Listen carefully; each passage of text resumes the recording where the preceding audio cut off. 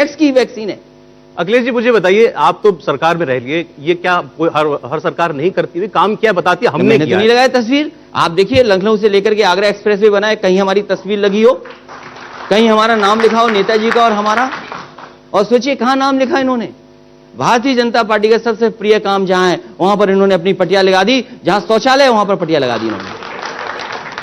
शौचालय बनाना भी क्या खराब काम हो गया? वो शौचालय भी समाजवादी सरकार का बनाया हुआ था।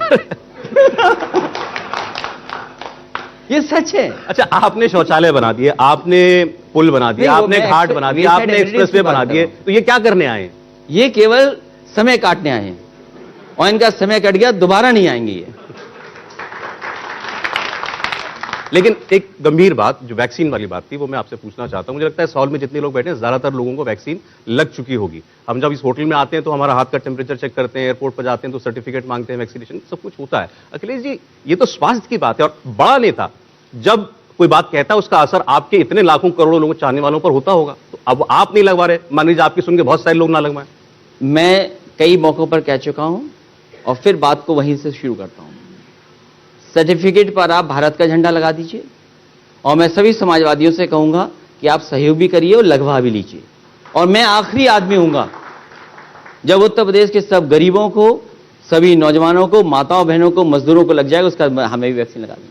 उससे पहले नहीं, जब उत्तर प्रदेश की जनता को लग जाएगा उसके बाद मैं भी लगवा। वो कह रहे हैं हमने 10 करोड़ टीके लगा दिए, सब देश में उत्तर प्रदेश की जनता को सबको लगा दिए। सवाल 10 करोड़ का नहीं है, दुनिया में तीसरी डोज शुरू हो गई।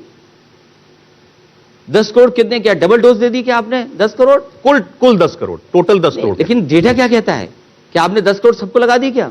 इतना बड़ा प्रदेश है, इतना बड़ा देश है, 24 करोड़ की आबादी रहती है। तो जब आप एक दिन में 2.5 करोड़ लगा सकते हैं, 2 करोड़ से ऊपर लगा सकते हैं, तो आप कम से कम दशहरा तक सबको लगा दीजिए।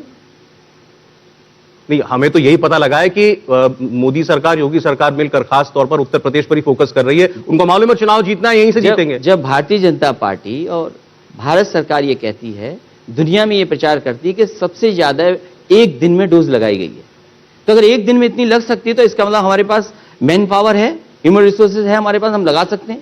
तो आखिर किसने रोका है? आप दशहरा तक सबको लगा दीजिए और जब दिवाली हो तो सब वैक्सीनेटेड दिखाई दें। किसने रोका है? अब देखते हैं, सरकार के पास दावे तो बहुत है। उन्होंने तो एक हाथ हम दिसंबर तक 200 करोड़ डोज लगाएंगे। सच्चाई जीरो है इनके पास। अच्छा, ये विज्ञापन में सरकार चल रही है। अच्छा ये बताइए अखिलेश जी, इस चुनाव में सबसे बड़ा फैक्टर सबको यही लगता है कि कोरोना में जो कुछ हुआ वही रहेगा, वैक्सीनेशन भी उसका एक हिस्सा है। वैक्सीनेशन को लेकर के सरकार कह रही है हम अच्छा काम कर रहे हैं, तेजी से कर रहे हैं। अब जो कोरोना की सेकेंड वेव में हुआ था, हम दिल्ली में रहते हैं, दिल्ली में बड़ी खराब हालत थी। मैं शायद ही किसी ऐसे आदमी को जानता हूं जिसका कोई अपना ना खोया हो या ऐसे किसी व्यक्ति को, परिवार को न जानता हो। उत्तर प्रदेश से भी बड़ी खराब तस्वीरें आया करती थी। मुझे बताइए, चुनाव तक क्या ये लोगों के जहन में रहेगा या वॉश आउट हो जाएगा? केवल कोरोना नहीं, बल्कि किसान के साथ जो धोखा हुआ, जिस तरह से महंगाई बढ़ी है, जिस तरह से बेरोजगारी बढ़ी है, और सवाल यह कि सरकार को नहीं पता कि डीजल पेट्रोल महंगा हो गया। क्या बीजेपी को नहीं पता डीजल आज क्या कीमत है? क्या बीजेपी को नहीं पता किसान के सामने क्या तकलीफ आ गई है? क्या बीजेपी को नहीं पता कि कितने बड़े पैमाने पर नौजवान बेरोजगार घूम रहे हैं? ये तमाम सवाल हैं जिसका जवाब भारतीय जनता पार्टी को देना होगा। नहीं, लेकिन कोरोना को लेकर के मेरा सवाल ये था आपसे कि कोरोना को लेकर के क्या योगी सरकारें कहती है हमने बहुत अच्छा काम किया। मैं मुख्यमंत्री जी का एक बार इंटरव्यू किया था, उन्होंने बोला कि उन्होंने कहा कि मुझे खुद को कोरोना हो गया और उसके बाद मैंने सबसे पहला एक काम किया कि मैं गांव-गांव में जाकर घूमा, क्योंकि मुझे पता था कि मुझे इस इन्फेक्शन की वजह से इम्यूनिटी कुछ महीनों के लिए मिल गई है। लखनऊ के लोगों ने देखा कि किस तरीके से शमशान, जहां पर इतनी लाशें जल रही थी, ये सरकार इंतजाम नहीं कर पाई।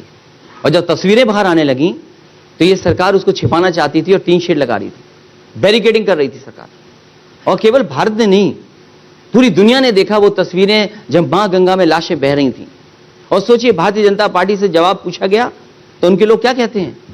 जब वो गाजीपुर और बक्सर की तरफ दिखाई दी लाशें, तो कहते हैं बीजेपी वाले कि ये बिहार से लाशें आ रही थी, यूपी की लाशें नहीं है। कौन मान लेगा इनकी बात? गंगा कहां से कहां बहती है? वो आज भी यही कहते हैं। वो इसीलिए तो झूठ बोलते हैं, ये झूठ का फूल है। ये भारतीय जनता पार्टी का कमल का फूल नहीं है, ये झूठ का फूल है। मैं फिर अपना एक पर्सनल एक्सपीरियंस शेयर करता हूं। मैं एयरपोर्ट तक तो आपको बता दी कहानी। फिर हम टैक्सी में बैठे, अब टैक्सी ड्राइवर से पूछा, उसे एक कोरोना वाला सवाल किया। उन्होंने कहा कि वो बोला कि इसमें योगी जी की क्या गलती है? मैंने बोला क्यों भाई, मुख्यमंत्री हैं। बोले आंधी आए, होर्डिंग गिर करके किसी के सर पे लग जाए तो मुख्यमंत्री की गलती है? कोरोना थी, महामारी थी, पूरी दुनिया में आई थी। लेकिन सरकार की जो जिम्मेदारी थी, सरकार ने जिम्मेदारी नहीं निभाई। न दवाई दे पाई सरकार, न बेड उपलब्ध करा पाई, और किस तरीके से दवाइयां ब्लैक हुई हैं और लोगों को लगा कि रेमडेसिविर ही शायद इलाज है उसका, गरीबों को भी लगा, क्योंकि गरीब ये महसूस किया कि अमीर शायद उस दवाई से बच रहा है, उस इंजेक्शन से बच रहा है। इसी उत्तर प्रदेश में कितना ब्लैक हुआ, और अधिकारी बांटेंगे रेमडेसिविर। ऑक्सीजन नहीं थी, लोगों ने सिलेंडर अपने आप इंतजाम किया। क्या अधिकारी बांटेंगे कि डॉक्टर बांटेंगे? शायद हो सकता है उसकी जानकारी कुछ रही हो, लेकिन पूरे उत्तर प्रदेश ने देखा है कि किस तरीके से स्वास्थ्य सेवाएं चौपट दिखाई दी, बर्बाद हो गई हैं इस भारतीय जनता पार्टी सरकार में। और जितने अस्पतालों में मुख्यमंत्री जी गए, वो सब समाजवादियों के बनाए हुए अस्पताल थे। अभी तक इन्होंने अपना कोई काम जिसका शिलान्यास किया हो, उसका उद्घाटन ये सरकार नहीं कर पाई। तो क्या विकास करेगी सरकार? अच्छा, कोरोना को लेकर वो कहते हैं कि उस वक्त कहां थे अखिलेश यादव? सारी राजनीति ट्विटर पे, जब कोरोना का इतना भीषण काल चल रहा था, तब सड़क पे कौन था? समाजवादी पार्टी, और मैंने खुद जिसकी मदद कर सकता था मैंने मदद की। अगर किसी को सिलेंडर की जरूरत थी तो मैंने सिलेंडर उपलब्ध कराए। किसी ने अगर मोबाइल पे कहा कि मुझे ऑक्सीजन की जरूरत है, मैं जानता हूं, मैंने अपने पार्टी के नेताओं कार्यकर्ताओं से कहा कि जाओ, वो बिजनौर में वो है, वो बुलंदशहर में है, जाकर के उसको सिलेंडर दे दो जाकर के। और यही नहीं, जब अधिकारी रेमडेसिविर बांट रहे थे तो कई गरीब उन्होंने कहा, कई लोगों ने कहा कि रेमडेसिविर का इंतजाम चाहिए। मैंने खुद एक लोगों से कहा कि भाई कुछ दे दो रेमडेसिविर, हमें भी इंजेक्शन दे दो जहां हमें उसको देना है। तो सोचिए, अधिकारी रेमडेसिविर बांटेंगे या डॉक्टर इंतजाम करेगा? इस उत्तर प्रदेश में अधिकारी बांट रहे थे इंजेक्शन और कोई होल्डिंग कर रहा था, तो दवाई का इंतजाम सरकारी कर्मचारी